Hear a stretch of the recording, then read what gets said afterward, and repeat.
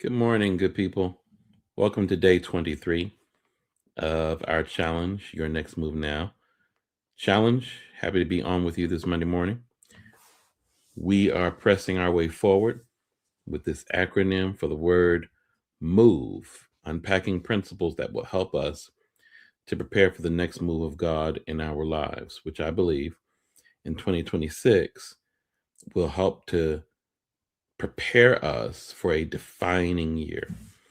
I believe that God is going to change our story in 2026, and He's going to change us for that story. So every week during this challenge, we've been unpacking a different principle out of this acronym. We talked about mindset, we talked about order. I'm doing this for those of y'all who may be joining us real, late here. It's okay. It's all good. I just want to make sure you understand the context. So first week we talked about mindset and having a mindset that allows us to say yes to God when He begins to speak and work in our lives. Then we talked about order. Now, order is the context for outcomes to emerge, that God is bringing order to our life. Last week we talked about vision, and vision is a redemptive revelation from God. It's not ideas that we ask God to bless, it's when God shows us what He's up to. And this week we're talking about execution. And execution is the reality that the difference between the people who do it and the people who don't do it is that the people who do it do it. It's doing the things that will get things done. And we said that execution is the discipline. Execution is the discipline of getting things done in a general sense. But in the context of our challenge for the Christ follower, execution is the discipline of being responsive to the voice and move of God with action. So when God speaks, we move, right? That's the idea of execution. We say, yes, Lord, and we get going because faith without works is dead. And that's what we want. We want to be not just hearers of the word, not just recipients of prophetic utterances, but practitioners of prophetic posture. And so today I want to talk to you about practices, patterns, and posture. A lot of times I will be invited as a consultant or a coach into a church, an organization, or a team that's in a process of transition or change or trying to implement a new strategic plan. And they're always excited about the new direction, always excited about the new thing that can unfold, the new vision, new mission. But one of the first things that we talk about early on is before you get too deep into this new thing, you need to understand, as the songwriter said, the way you do the things you do. And I'm talking about culture. And that is the reality that every organization, every team has an established culture, a set of practices, beliefs, values, regular habits, normal and natural pathways that allow things to get done. And if you don't understand the culture that exists within your organization, that culture will either silently undermine or undergird that vision. And you obviously don't want it to undermine. So you need to look at your culture and think about, once you've diagnosed, all right, what do we do? And what do we regularly do? And what then is the reality that that creates? And does that work for where we want to go? And so, just like an organization has a culture, believe it or not, your life has a culture. And the culture of your life is determined by the practices, patterns, and posture of your life. Practices are simply the actions you take, those are your behaviors, all right? The things that you do.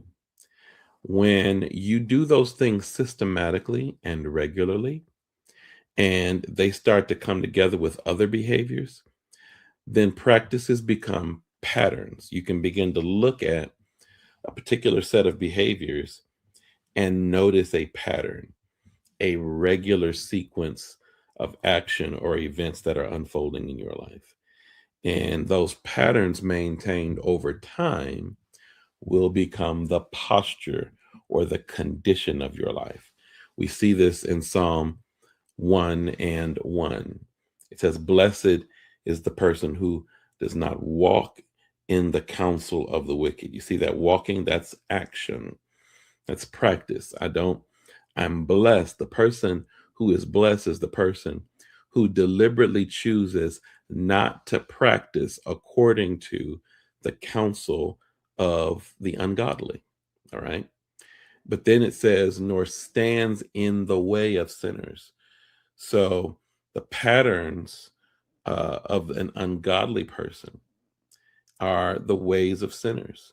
So I don't stand in the way of sinners. I'm deliberate to make sure that my patterns of behavior do not resemble the way in which sinners live.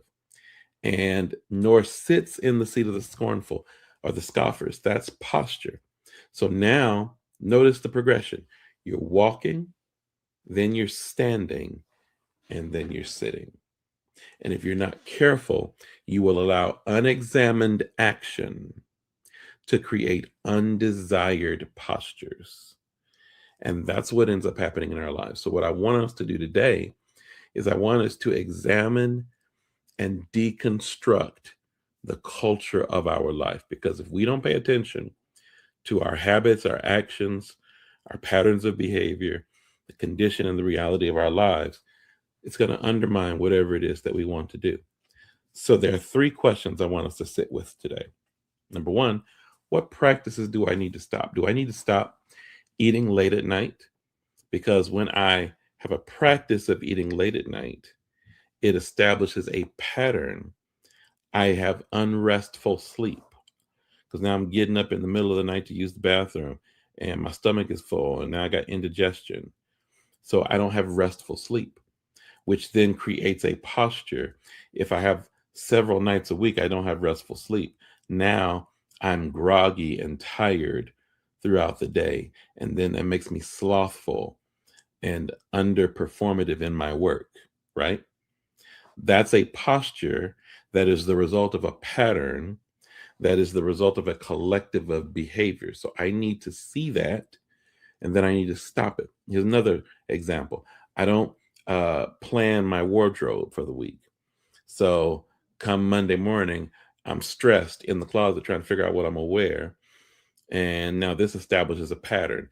I'm late leaving the house for work because I'm trying to figure out my outfit at the last minute or do my hair at the last minute, which then creates a posture. Now I'm known as the late person. So if I map that all the way back, what do I need to do differently? I need to choose to stop going to bed without knowing what I'm going to wear. I need to adopt a new practice. I need to have a new habit. I need to plan my wardrobe out at the beginning of the week. I need to drop my dry cleaning off on Friday. Do you see where this is going? So this is what we need to understand. What are the practices I need to stop? What are the patterns I need to break? Because if these actions and habits continue to operate the way that they operate, they're going to create a posture and a condition in my life that works against where the Lord wants to take me. All right.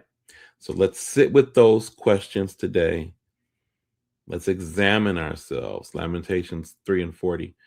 It's a different context, but it says, let us examine our ways and test them. And if they don't work, let's go back to God and say, God, what do we need to do differently? All right. If you've missed anything, you can go back over this YouTube channel. If you're on YouTube or if you're on Facebook, you can still come over to YouTube, watch anything that you may have missed, get caught up. And hope you have an amazing day with this assignment. We will continue tomorrow morning at 7 a.m. right back here on whatever platform you're watching me on right now. And have an amazing, amazing day. And I pray that the Lord would show you everything you need to see that's unfolding in the culture of your life.